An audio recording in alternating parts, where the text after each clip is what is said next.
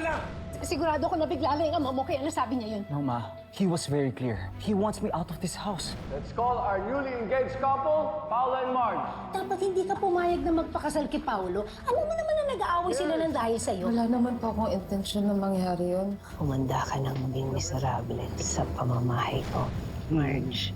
Si Marge Castillo ang ikakasal sa kapatid mo? Kilala mo siya? Oo naman. Magiging parekampo na pala si Marge. Baka hindi tamang magpakasal tayo. Nakaka-move on din siya sa'yo. Lalo na kapag may nakilala siyang iba.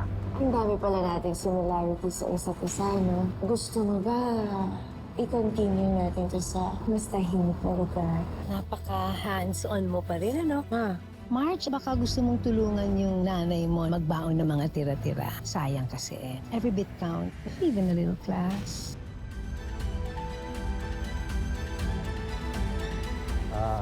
Papunta na dito si Oscar. Kasama niya na si Jobert. Kahanap yata ng bagong best friend. naku, hindi yun makakatulog sa kakakwento mamaya. Oh, sandali. Oh, si Dad. Uwi na daw si Mr. Jacinto. Punta ko lang, magpapaalam lang ako, tapos babalik din ako agad, ha?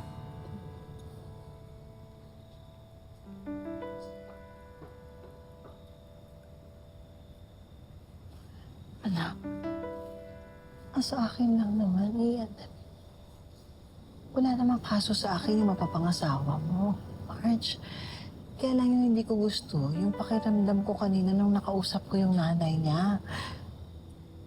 Kasi parang, anak, mas nakakakaba, di ba? Yung parang bang bait-baitan. Pero hindi mo alam kung nilalait na pala yung buong pagkatao mo. Mapagpasensyahan mo na lang yung mama ni Pao. Mataas lang talaga ang standards doon. Pero mabait naman daw po. Yung daddy ni Pao, mabait. Yung tipong boss, pero marunong makipagkapwa-tao. Tsaka welcome na welcome kami dito sa bahay ni Jobert. Concern na concern siya sa kapatid ko. Siguro ganito lang talaga sa umpisa. Nag-a-adjust lang. Pero dahil naniniwala si Sir Greg na mahal ako ni Paolo, alam kong kakayanin ko. Marge, anak, may panahon pa. Sana siguraduhin mo na tama ang desisyon mo, Marge. Ngayon lang ako magkaroon ng chance na papasok sa isang bagong pamilya. Alam mo naman kung ano nangyari sa dati kong pamilya. Iniwan kami ni Jobert. Salamat po sa concern niyo, pero hindi na ako magbabago ang isip ko. Hinundumi lang, anak. Hindi mo naman kailangan tiisin. Kahit na sino.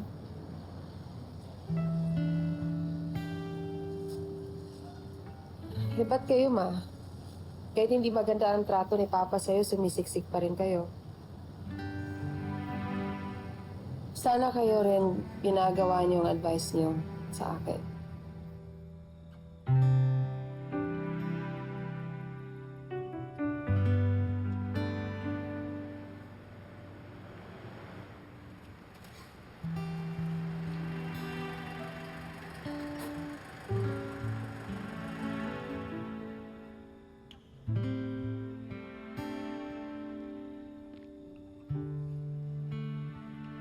Ate! Kaya ko, te, Oscar. Mama. Jobert. Oscar. Bye-bye. Una na kami, anak. Salamat, Oscar. Dati po, enjoy po.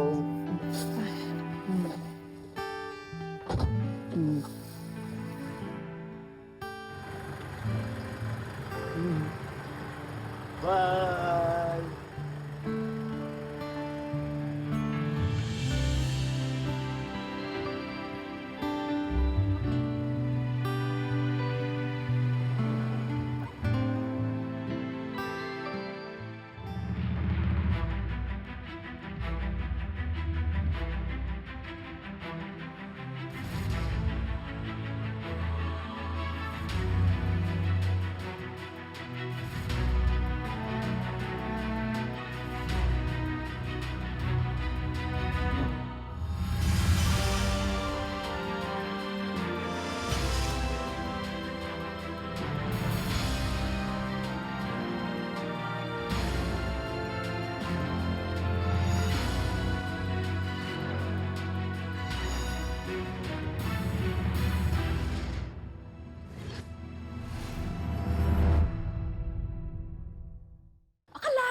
yun? Naka-almost choke-chak mo yung Edward Torrecampo ng Torrecampo Realty. Kakaloka ka. Eh pero yun lang. Walang say yung beauty mo, sis. Hindi ka naman pinatulan. Ay, Hindi pa. Baby steps, sis. Napakita ko na sa kanya ang showroom. Nasa reservation stage na kami. And I'm sure hindi na lang to basta site visit. ayun lang. Reservation fee ka pa lang. Si Marge Castillo, kakasal na sa kapatid ah. So what? Isa lang siya sa mga unit. Akin ang penthouse. Saka sabi sa akin ni Edward, siya ang prime property. Jackpot ako! Makakalayo na ako sa mga utang at chismis sa Batangas. Saka, makakaumay na rin magpanggap na mayaman. Lalo na kung nilulubog ka sa interest ng credit card. Eh di sana naghanap ka na lang ng sugar daddy at hindi ng Torrecampo. Excuse me, resigned na ako dyan. Level up na ako kay Edward. Single, legal, de buena familia. Pag ako naging Mrs. Torrecampo, legit na magiging mayaman ulit ako. Hindi lang sa pangalan. Yung wala nang maniningil sa akin, wala nang hiya na kailangan lulukin. Eh malulunok mo ba? Nabilas mo si Marjorie Castillo? Naku parang dati lang yan Work rival kayo noon. Ngayon, pati sa pamilya kalaban pa rin kayo. At naunahan ka na. Sa ngayon, kapatid lang ang nakuha niya. Pero ako, kukunin ko ang loob ng buong Torrecampo. At si Edward ang magiging access ko para mangyari yun. Kapag nakapasok na ako, good luck na lang kay Marge. Ito-terminate ko ang contract niya sa buong Torrecampo.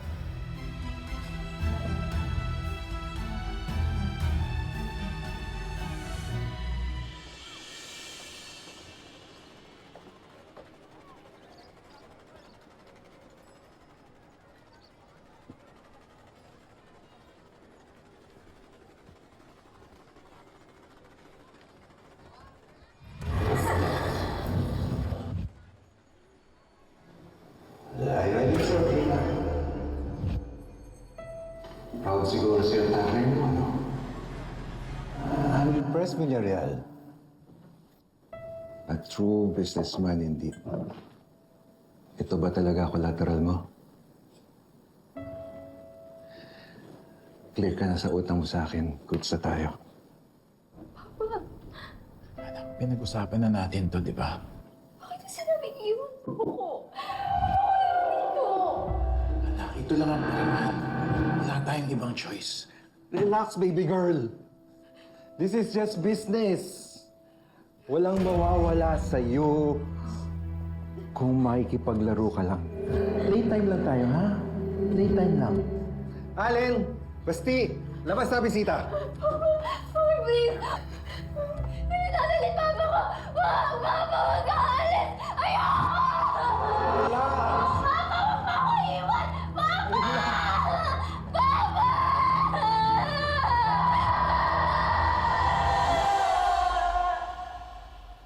Walang mawawala sa'yo kung marunong kang maglaro.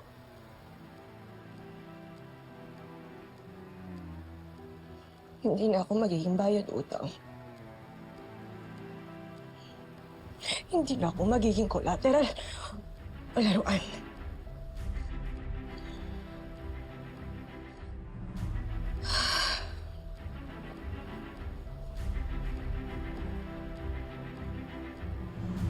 Ako na ang naglalaro.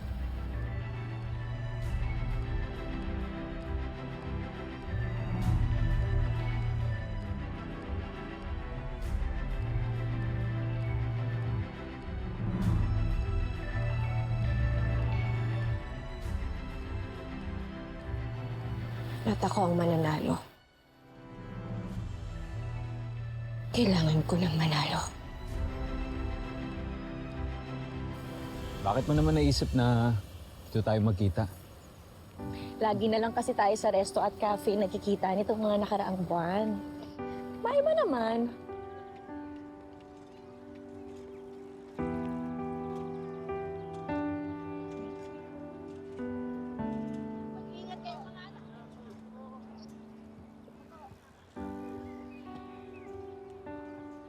Minsan lang naman yan. Kaya mo na.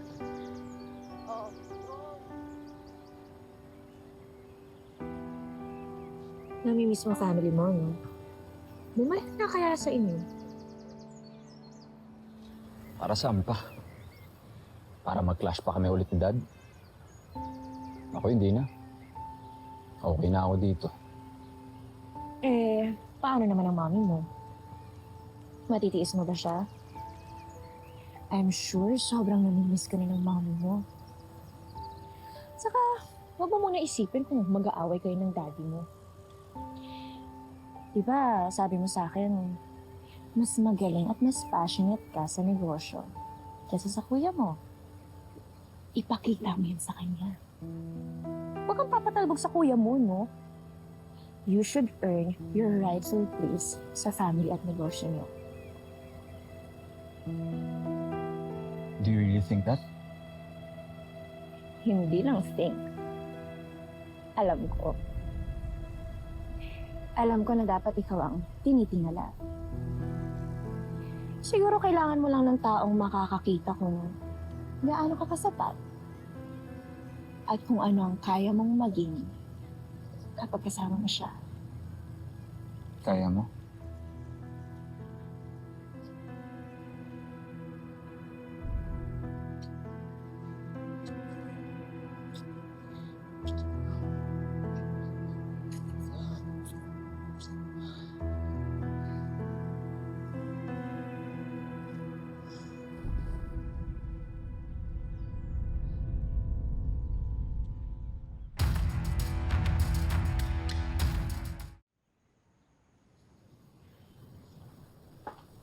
Hello.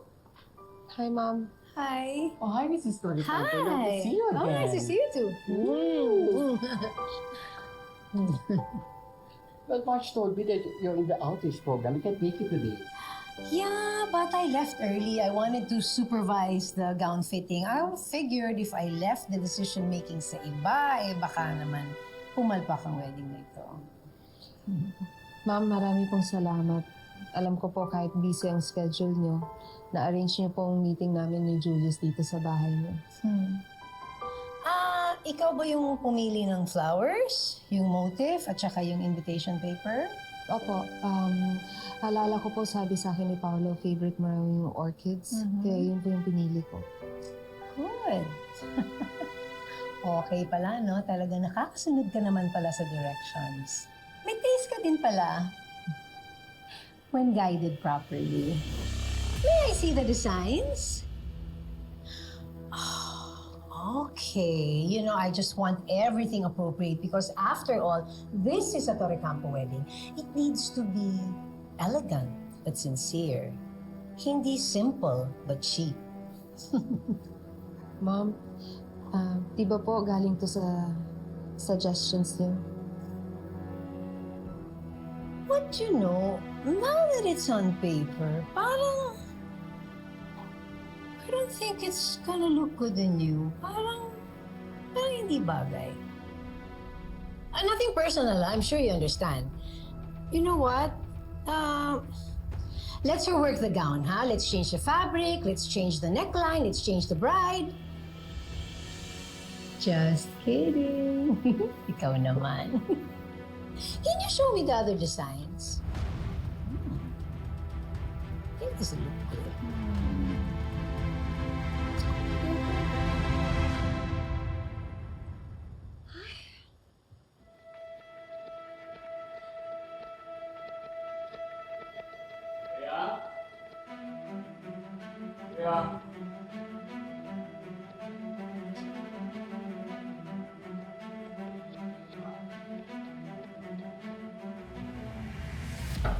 Yeah.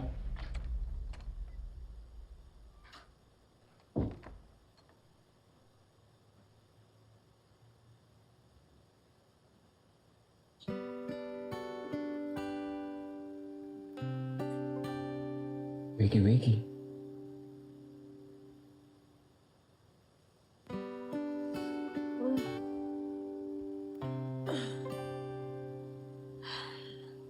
Good morning.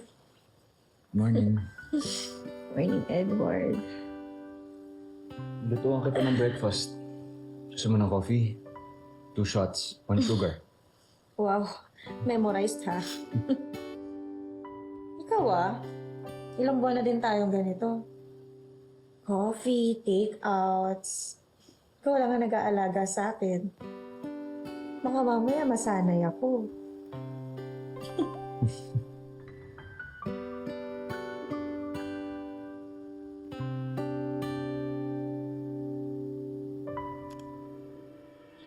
Shucks! Bakit? Nag-text yung landlord sa akin. May problema daw sa condo unit ko eh. Ba yan? May leak daw yung ceiling. Paano yan? Paano ka makaka-uwi? Siguro doon muna ako sa tita ko. Kaya ang problema naman, sobrang sungit na at saka ang strict. Saka ang layo din eh. Karamihan pa naman ng mga clients ko taga dito. Di... You can stay here for now. Seryoso ka ba? Ayoko makaabala eh. Oo naman. Lagi naman tayong magkasama dito. Wala nang iba. At saka, ikaw lang yung gusto kong ka-coffee, take out, kagulo, tuwing umaga, hapon, gabi. I don't wanna change anything. You are stuck with me.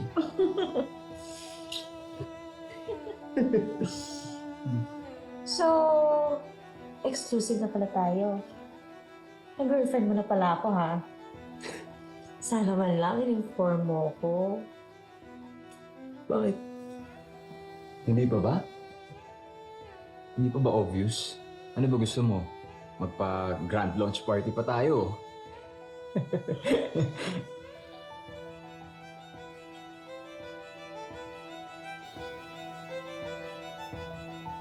So, kung exclusive na tayo, ako ang magiging +1 mo dito? Hindi naman ako mag-a-attend dyan.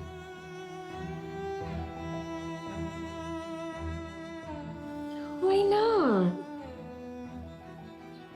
Ayaw mo ba akong ipakilala sa family mo? Hindi ka ba proud sa akin? Saka diba, napag-usapan na natin to. Don't isolate yourself from your family. Kailangan ka nila dahil magaling ka. Maasa. Ikaw talaga. You always make me feel that I can do anything. Ano ba kita?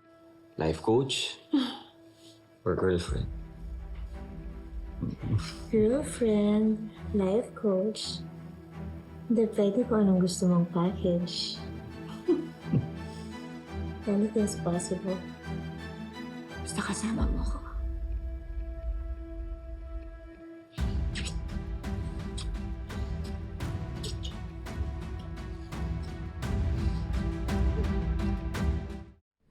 Pinabibigay ni Paolo. Sweet talaga. Sweet ba yan? Wow. Ay, may naka-engrave pa sa likod, oh. For every home we'll build, for every storm we'll survive. Kaya natin to. Almost ready na pala ang aking future daughter-in-law. Can you give us a moment? Opo.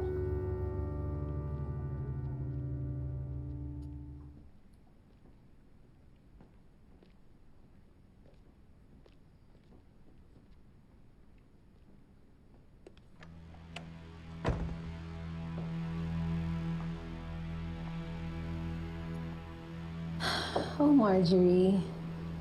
I have to hand it to you, huh? You've endured quite a lot to get here. And yet here you are. Calm, composed, radiant. But you know, you still have time, ha? To change your mind. Bakit ko naman po gagawin yun? Handa na po ang lahat. Exactly. Handa na lang lahat.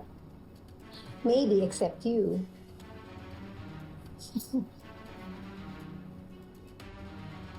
You know what, Marjorie? If you think that this wedding will make you part of us, you're wrong. You can still walk away, huh? Habang may dignidad ka pa. But don't worry about the expenses.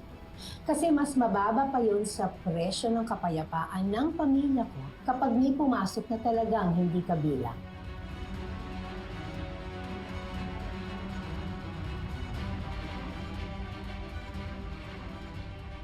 So, Marjorie,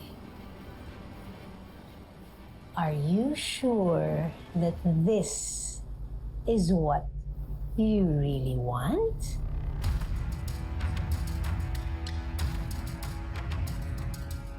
Okay then, let's go. Let's not keep the guests waiting.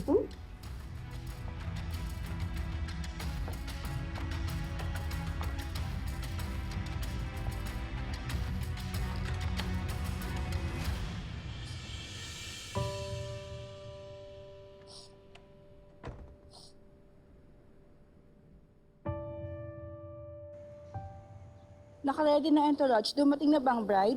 Yes, nandito na yung bride. Sabihan ko lang na mag-standby na. Okay. Pa-ready na lang po. Paayos na lang po. Kahit din paayos na lang po.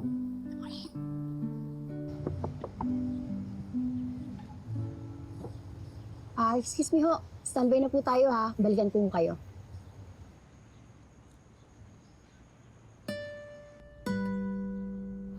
Ate, lahat tao masaya. Bakit ikaw hindi masaya? Ano mo nasabi yan? Kikita Jobert sa mata mo. Pag fake yung smile, di gagalaw yung mata.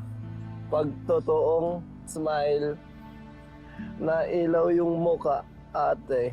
Yung kay ate hindi umiilaw. Ba't malungkot, ate? Di ba magkakasama na kayo, Kuya Bait?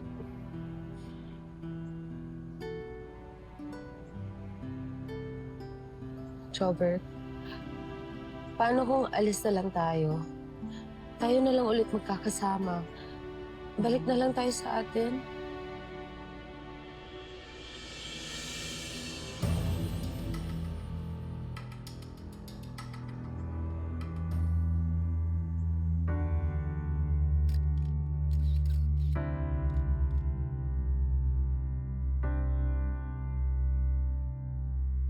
Paano, Kuya Bait? Pag wala si ate, malulungkot, Kuya Bait.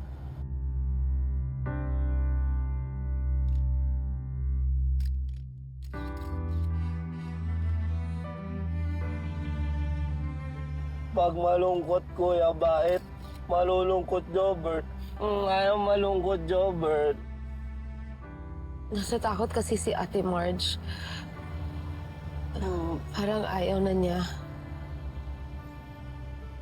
Si Jobert din minsan tatakot.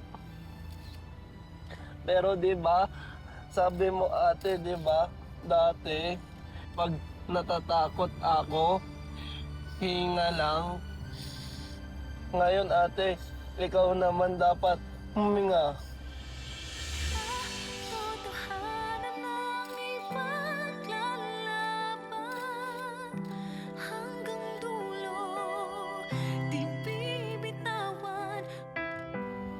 Ate, meron akong wish.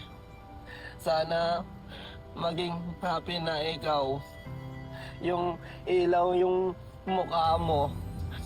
Kasi pag happy, ate, happy na rin Kuya Bait. Happy din Jobert.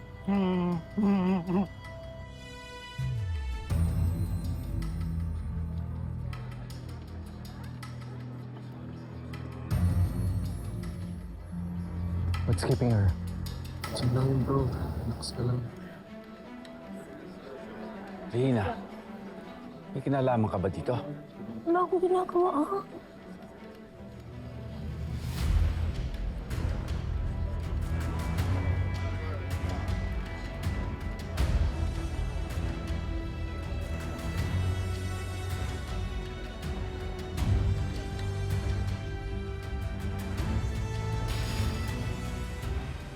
Sir, excuse me po, may konting delay lang po tayo. Where is she?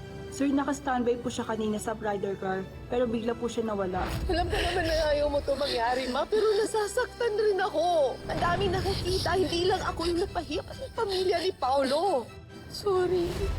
Marge, bakit ka nandito? Can we just put it behind us? Baka naman nagbago na talaga siya. Baka naman ito na ang tamang panahon, anak, para magpatawad ka, para maayos na ang mga bagay-bagay, anak. Maraming tao hindi deserve ang second chance. Grabe si Marge, no? Kayo na nga po itong nagpapakumbaba, tapos parang kayo pa rin ho ang mali.